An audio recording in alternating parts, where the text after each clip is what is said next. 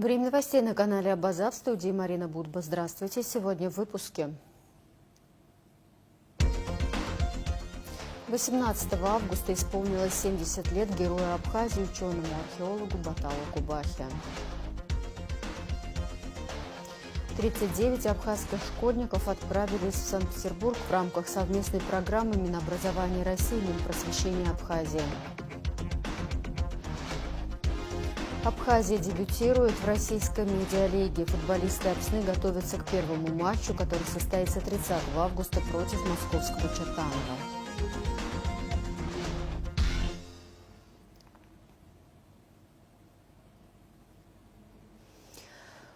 Начнем с международной политики. Президент США Дональд Трамп назвал понедельник, 18 августа, важным днем в связи с прибытием в Вашингтон лидеров ряда европейских стран для обсуждения урегулирования на Украине.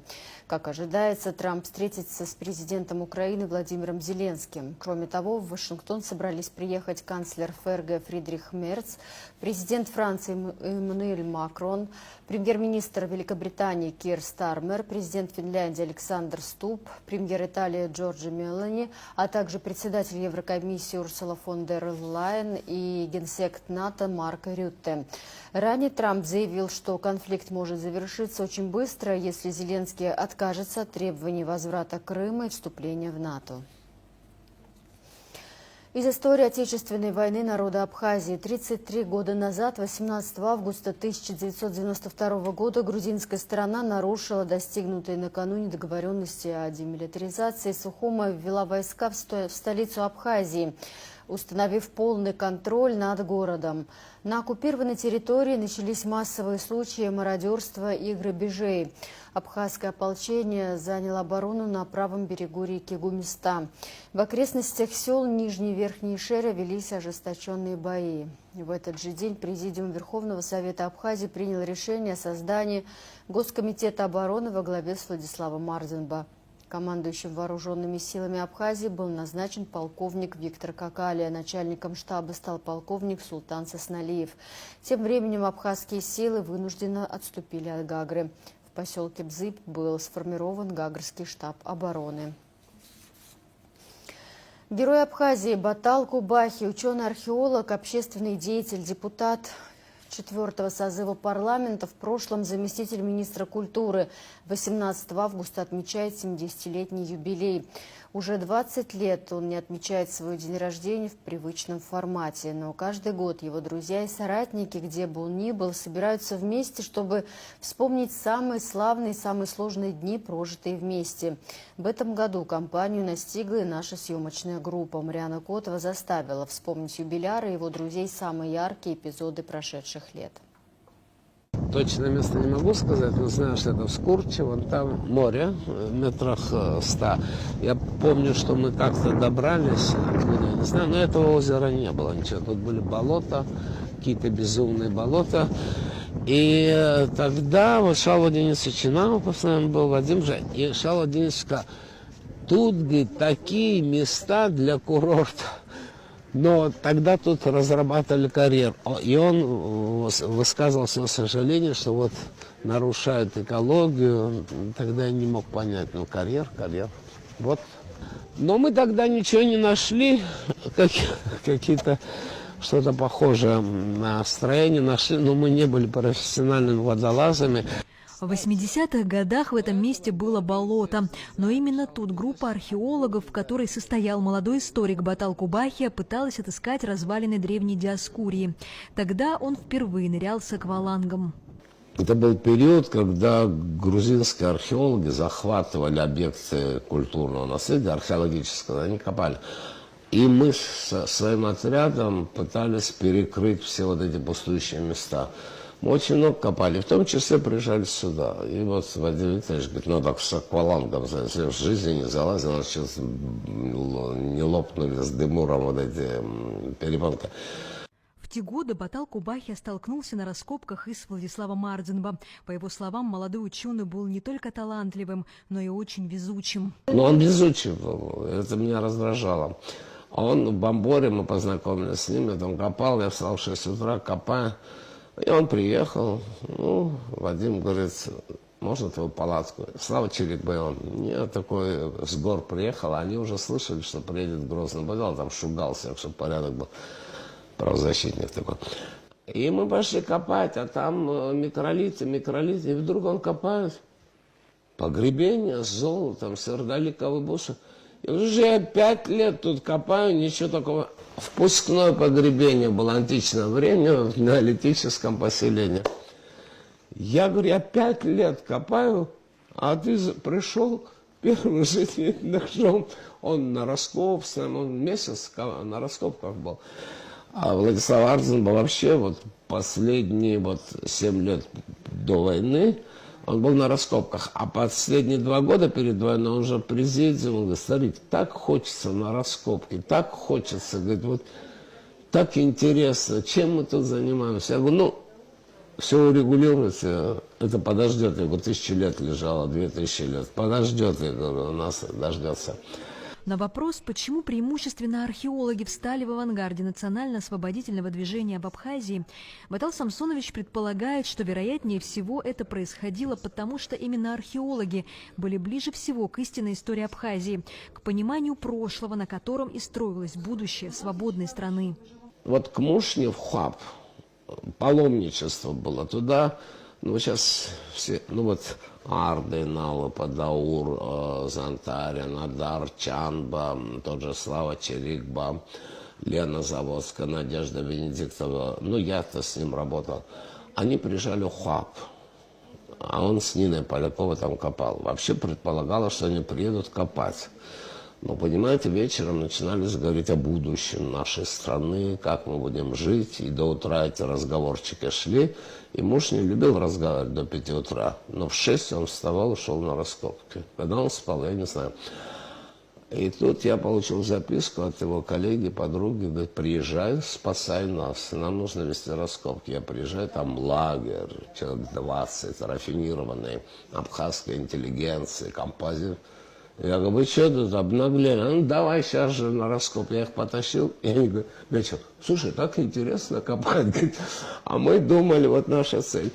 И очень много идей, мыслей тогда возникло вот даже в Хуапе. И Мушни как бы был тот, кто собирал вокруг себя этих людей. Но вот был период, когда очень многие абхазы стали приходить на раскопки. Ко мне, вот я с Хрущковой копался в Хумскую крепость, каждый день кто-то приходил, мы им рассказывали.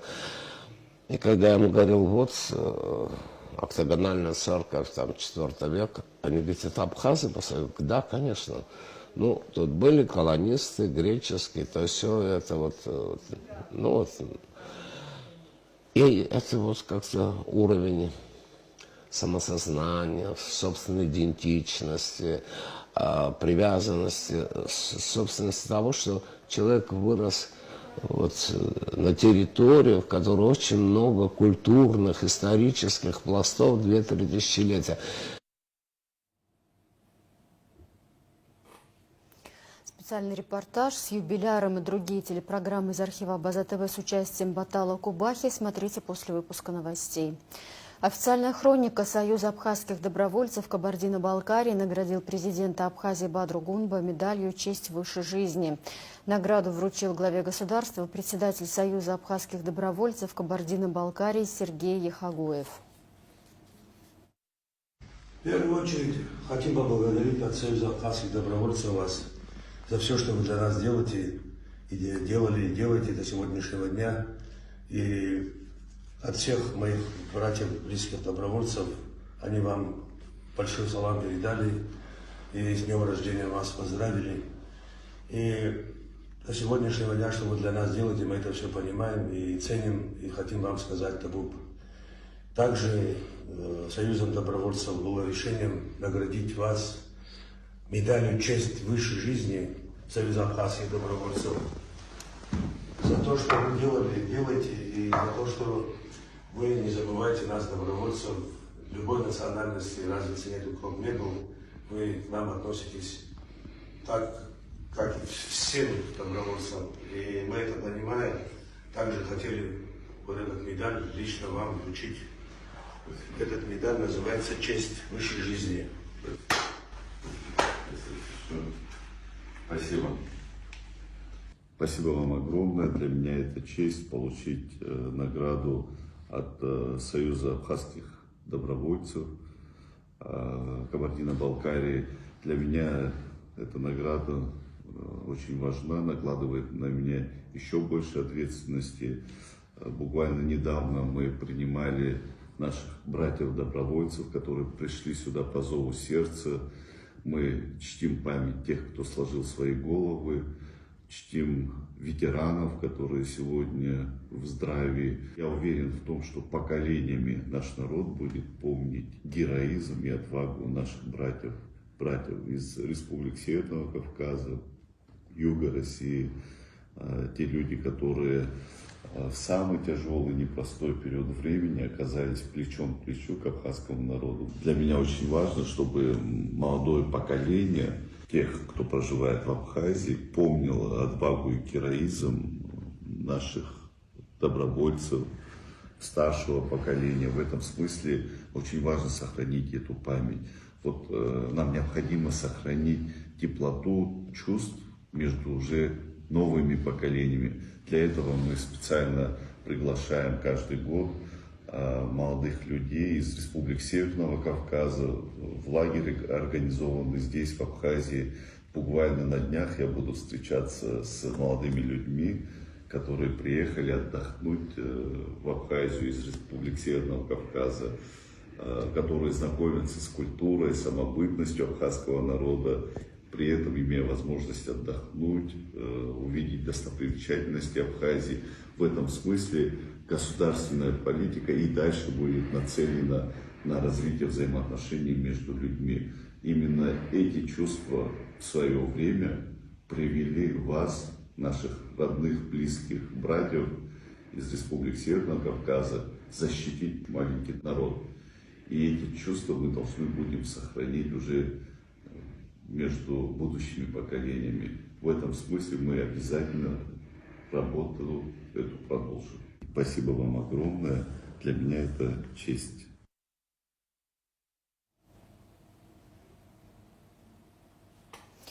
Президент Бадра Гунба подписал распоряжение о создании рабочей группы по совершенствованию проекта закона Республики Абхазия о едином социальном налоге.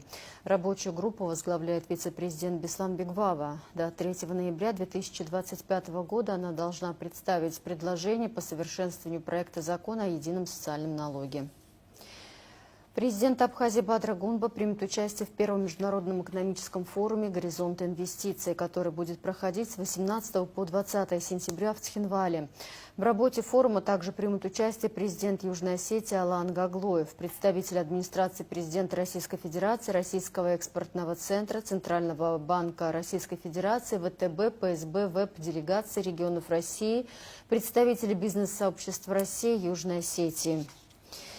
Широкий круг вопросов двусторонней повестки, а также актуальные вопросы региональной и международной повестки дня, представляющие взаимный интерес, обсудили в Стамбуле в полномочном представительстве Республики Абхазия в Турецкой Республике в ходе встречи полномочного представителя Республики Абхазия Ибрахима Авицба с генеральным консулом Российской Федерации в Стамбуле Андреем Бурововым. Обсуждались вопросы взаимодействия в социально-гуманитарных направлениях, а также вопросы нотариального характера. Встреча прошла в традиционной для абхазо-российских союзнических отношений дружественной, доверительной и теплой атмосфере. Дипломаты условились поддерживать регулярные контакты в целях развития двусторонних отношений. Продолжаем выпуск. Начался первый этап модернизации энергосистемы в высокогорном селе Псху, сообщает Минэнерго. Специалисты приступили к заливке бетонных сооружений, а также выполнили ремонт водозабора от плотины до генерации. Сейчас ведутся работы по ремонту здания Псху ГЭС. Работы ведутся по поручению президента Бадра Гунба. 26 июля село Псху с рабочим визитом посетили министр энергетики Батал Мужба, глава УКС Демир Гамисони, гендиректор Черноморэнерго Тимур Жинджоли и другие специалисты. Они провели обследование объектов электроэнергетики и наметили дальнейший ход работы. Новости образования. По поручению главы государства Бадры Гунба каждому первокласснику к 1 сентября будет вручен подарок – портфель с комплектом тетради и ручек. Об этом сообщила заместитель министра просвещения Хибла Шамба. Дорогие наши девочки и мальчики, приближается очень волнительный день. День, когда вы сделаете свой первый шаг к знаниям. Желаем вам, чтобы учеба приносила вам радость, а школьные годы были наполнены знаниями и духовным ростом. К этому долгожданному и радостному дню по поручению главы государства каждый первоклассник получит подарок – портфель с набором тетради и ручки. Дорогие первоклассники, вы наша надежда и наше будущее. Будьте прилежными, учитесь хорошо. Успехов вам!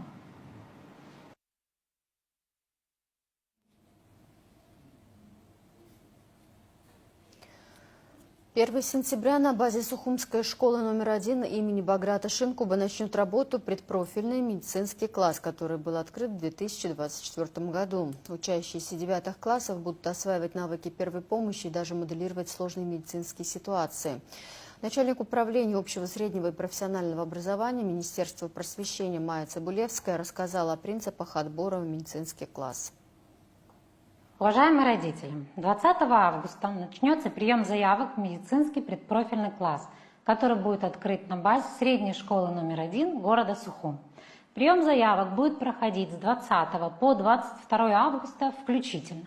После этого 23 августа будет проходить собеседование, где также комиссия будет осуществлять оценку знаний по профильным предметам, а именно по биологии и по химии. Требованиями или критериями данного отбора будет, во-первых, знание абхазского языка, и второе – это средний балл по каждому профильному предмету 4,0 и выше. То есть знания по биологии и химии должны быть выше 4.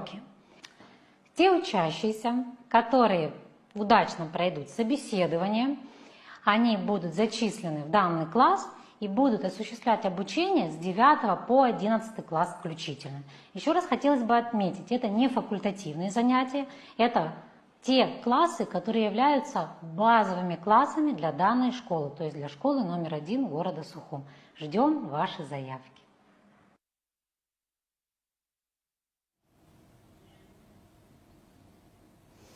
По поручению президента Бадра Гунба специалисты управления капитального строительства выехали в среднюю школу имени Цужба в селе Абгарху Кудаутского района.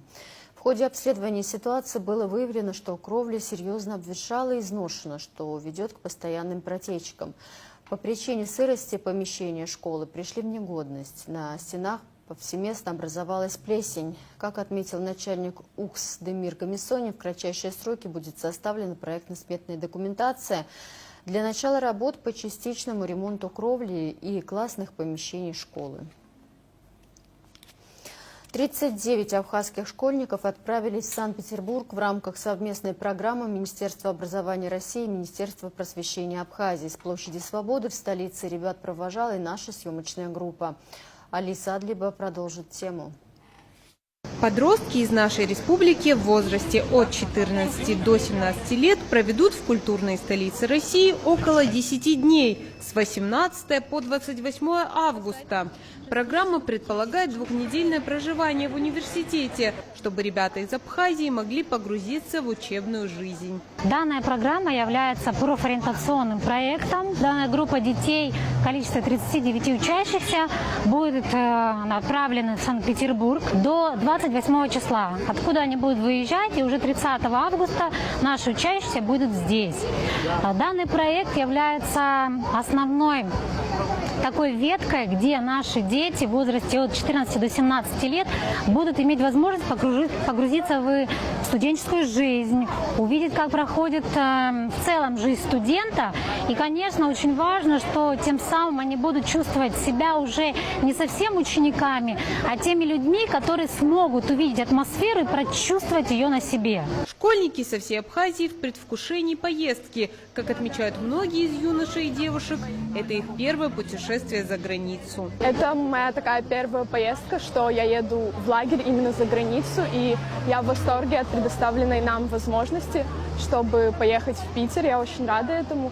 И я хочу поблагодарить российскую сторону и, конечно же, Министерство образования Абхазии, то, что они предоставили нам такую возможность. Я уверена, что эти дни пройдут незабываемо. Я узнаю много чего нового, и также то, что я получу много новых знаний и познакомлюсь с очень интересными людьми. Родители также отмечают, что переживают за своих детей, но понимают, что это важный этап взросления, который надо пройти. Сами они с благодарностью относятся к поездке, как возможности для молодежи узнать нечто новое и получить знания. Моему сыну 16 лет, он перешел в 11 класс, Данил его зовут, и мы узнали об этой программе от школы, от нашего директора, которая представила нам списки и перечень вузов, куда можно будет поехать детям. Это прекрасная возможность, и для нас это было радостным событием, что наши дети впервые поедут в Санкт-Петербургский, при Санкт-Петербургском университете, так называемая учебная программа «Лагерь». В течение 2 недель будут проходить и творческие, и музыкальные, и познавательные, и экскурсии, и я думаю, что лекции тоже. Конечно же, мы очень сильно переживаем. Я впервые отправляю своего сына так далеко от себя. Он у меня единственный, но это надо. Как отмечается, Санкт-Петербургский государственный лесотехнический университет, в который едут подростки, может показать связи с потенциальными преподавателями, любимые студенческие места, аудитории и кампусы. Все те атрибуты, которые сопровождают студента каждый день в течение нескольких лет. Алиса Адлиба, Инала Гухава, Абаза ТВ.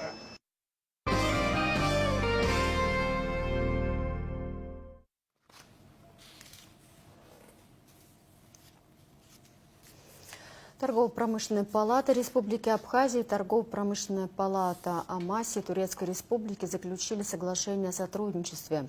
Церемония подписания прошла в здании палаты Амаси во время встречи президента ТПП Абхазии Тамила Мирцхулава с председателем правления ТПП Амаси Муратом Кырлангычем. Тамила Мирцхулава провела презентацию Республики Абхазия, подробно ознакомив турецких коллег с экономическим и туристическим потенциалом страны.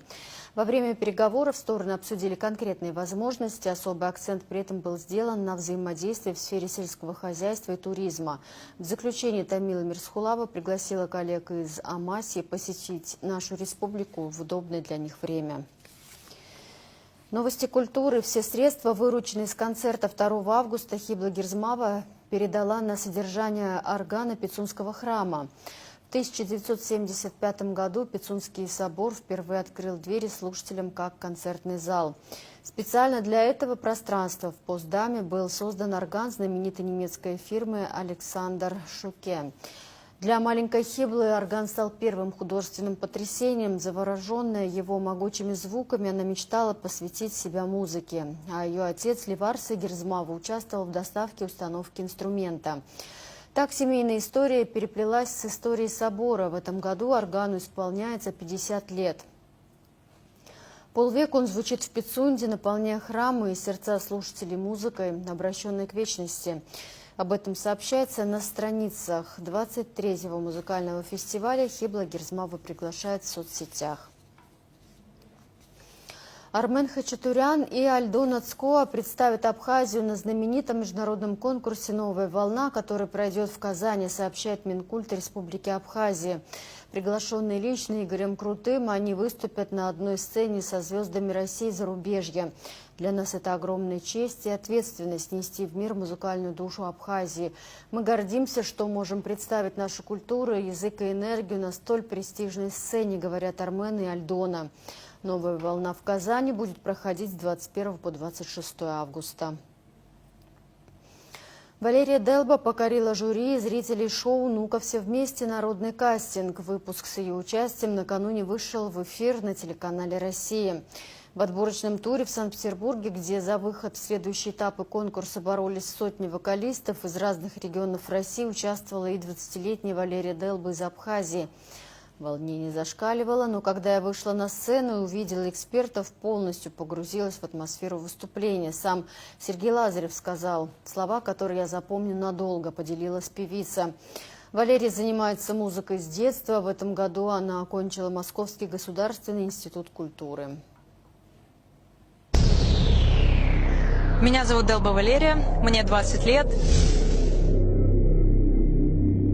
Я занимаюсь музыкой с самого детства, очень сильно люблю петь. Вот, и для меня большое счастье оказаться в проекте, в котором я смогу раскрыть все свои возможности. Здравствуйте. Здравствуйте. Меня зовут Делба Валерия, мне 20 лет. Я из солнечной Абхазии. Рада для вас сегодня выступить. Давай.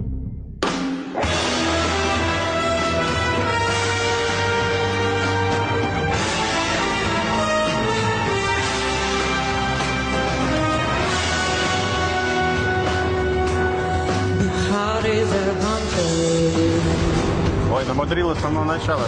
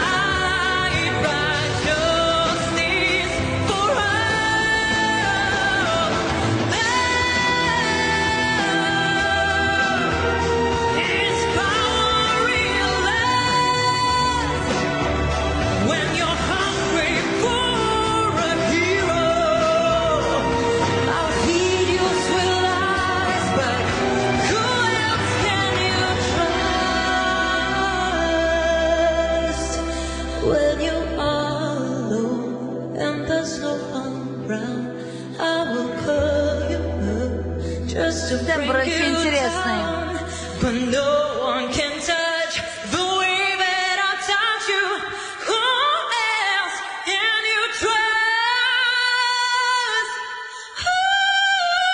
Лера, стой! А мне кажется, дожала. Дожала. Молодец. Молодец. Ты знаешь, вот правда, единственное, что от волнения, конечно, вся низ, середина, вся вот так вот шаткая, вот такая. Вся вот позиция все, вообще, да. да. Уверенней внизу. Голос классный, тембр есть. А внешность? Абхазия дебютирует в российской медиалиге. Футболисты Апсны готовятся к первому матчу, который состоится 30 августа против московского Чертанова. Наша съемочная группа побывала на тренировке, узнала, как строится подготовка команды к игре. Слово Зауру Кварче.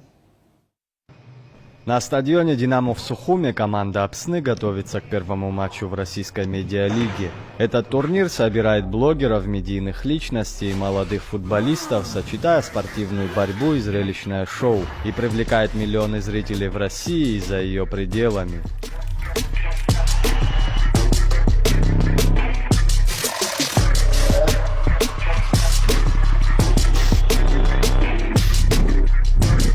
Медиалига – это такой социальный проект, не только футбольный. Это и возможности для футболистов, и в то же время для нашей страны это такая возможность заявить о себе, рассказать об Абхазии, показать то, какие мы есть с хорошей стороны, потому что молодое поколение в России сегодня не все знают, не все понимают, что такое Абхазия, где она находится.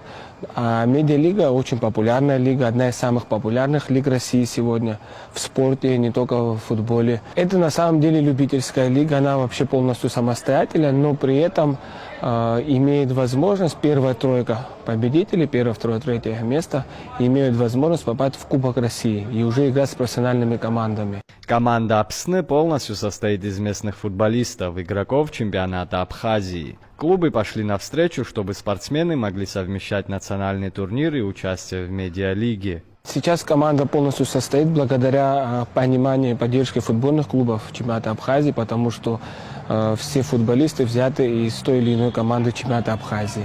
Чемпионат Абхазии сегодня расписан полностью так, чтобы это не мешало чемпионату Абхазии, не мешало медиалиге, чтобы футболист мог принять участие и за свою команду, и за команду Апсны. Тренер команды Алексей Бондаренко отмечает, что подготовка идет в штатном режиме. Основная задача – повысить сыгранность и физическую готовность команды за короткий срок. Подготовка идет хорошо, все замечательно, условия хорошие, ребята все хорошие, молодые, все наши, перспективные. То есть мы стараемся, надеемся, и я думаю, они также нам в свою очередь будут стараться и поддерживать нас. Ну, в первую очередь, конечно же, сейчас первый круг закончился у нас в чемпионате. Ребята с отдыха пришли. Не все максимально подготовлены. Сейчас немножко проблемы с физической подготовленностью, но я думаю, что в течение 10 дней мы на это выйдем на оптимальный уровень. Конечно, тяжело, времени мало, но самое главное, мало для сыгранности. Это очень мало промежуток времени, потому что у нас, как говорится, как снег на голову нам свалился этот турнир. Это новый проект, новая какая-то задумка. Я думаю, что это имеет большие перспективы. Игроки признаются, что первые тренировки были тяжелыми, но настрой боевой. Команда верит, что сможет составить конкуренцию любому сопернику и показать зрелищный футбол. Подготовка идет полным ходом. Очень тяжело первые дни, все уставшие. Ну а так мы пока не сыграли, но все друг друга знаем. Думаю, 10-2 недели мы буквально сыграемся. Рассчитываем только на победу. Первый официальный матч Апсны в медиалиге состоится 30 августа на Сухумском стадионе «Динамо». Соперник – московская Чертаново. Болельщики смогут поддержать команду на трибунах и следить за игрой онлайн. Заур Кварча, Торник Амичба, Абазатовы.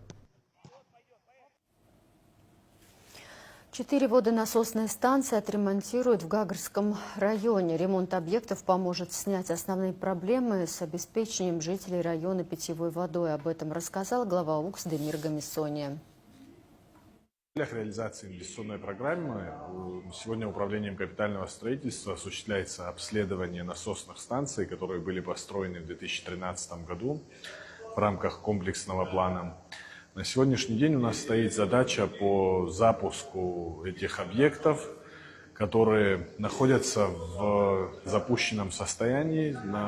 Необходимо будет провести пусконаладочные работы, привести в соответствие все системы, закольцевать эти системы, протестировать и полностью сделать так, чтобы эта вся система функционировала в полном объеме.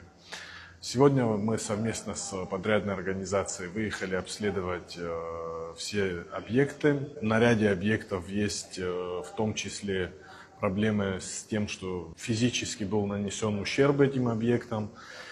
Мы все это дело дефектуем, составляем корректировочные документы и в ближайшее время приступим к полному капитальному ремонту. Задачей данного мероприятия является обеспечение города Гагра водой, так как сегодня есть очень серьезные проблемы в части водоснабжения. Основная часть проблем при завершении строительства этих объектов, она будет снята. И в этом направлении мы усиленно работаем, постараемся в 2026 году уже показать ощутимый результат. Реализация данного мероприятия будет на особом контроле, так как это очень важный социальный проект. Внимания воды не будет. В связи с ремонтом насосного агрегата 19 августа с 0 до 20:00 часть Сухума останется без воды, сообщает водоканал. Подача воды будет прекращена в следующих районах столицы: массиве Гумиста, Новом районе, улице Эшба, Старом поселке, улице Адыгейской, в районе ЖД вокзала. В центральной части города будет низкое давление воды. В завершении выпуска прогноз погоды.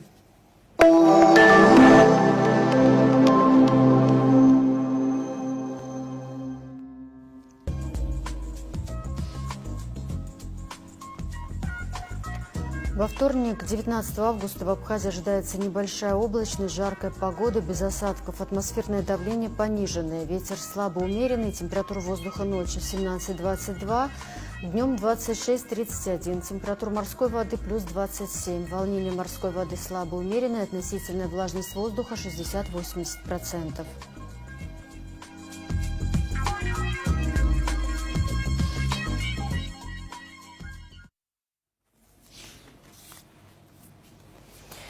На этом пока все. За развитием событий следите вместе с нами. До встречи.